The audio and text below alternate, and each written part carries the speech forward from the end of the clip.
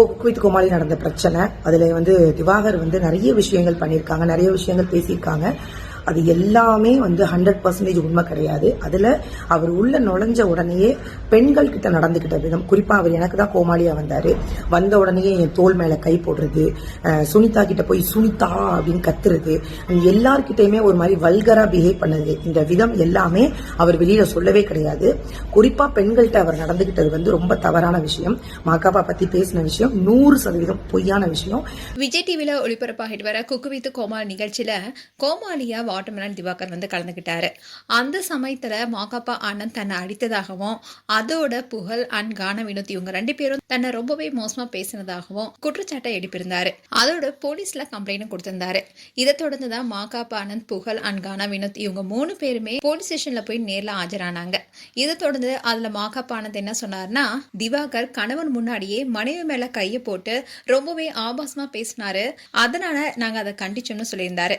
இப்படி இருக்க சூழல அறந்தாங்கி நிஷா கிட்டதான் அவர் ரொம்பவே மோசமா நடந்துகிட்டதா செய்தி வெளியானுச்சு. இதை தொடர்ந்து திவாகர் கூட ஒரு சில வீடியோஸை ஷேர் பண்ணியிருந்தாரு. அதுல அறந்தாங்கி நிஷாவுக்கும் எனக்கும் நல்ல ரிலேஷன்ஷிப் இருக்கு, ரியாஸ் மாமா கூட என்ன சாருன்னு கூப்பிடாத மாமான்னு கூப்பிடுன்னு சொல்லியிருந்தாரு. இன்னில்தான் அறந்தாங்கி நிஷா ரொம்பவே ஆதங்கப்பட்டு இதை குறித்து வெளிப்படையா ஒரு வீடியோ ஷேர் பண்ணிருக்காங்க. இந்த வீடியோ தான் இப்ப சோசியல் மீடியால வைரல் ஆயிட்டு வருது. குக் வித் கோமாளி நடந்த பிரச்சனை, அதுல திவாகர் நிறைய விஷயங்கள் பண்ணியிருக்காங்க, நிறைய விஷயங்கள் பேசியிருக்காங்க.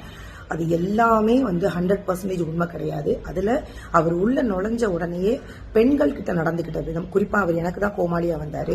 வந்த உடனேயே என் தோல் மேல கை போடுறது, சுனிதா கிட்ட போய் சுனிதா அப்படின்னு கத்துறது, எல்லார்கிட்டயுமே ஒரு மாதிரி வல்கரா பிஹேவ் பண்ணது, இந்த விதம் எல்லாமே அவர் வெளியில சொல்லவே கிடையாது. குறிப்பா பெண்கள்கிட்ட அவர் நடந்துகிட்டது ரொம்ப தவறான விஷயம். மாகாபா பத்தி பேசின விஷயம் 100% பொய்யான விஷயம்.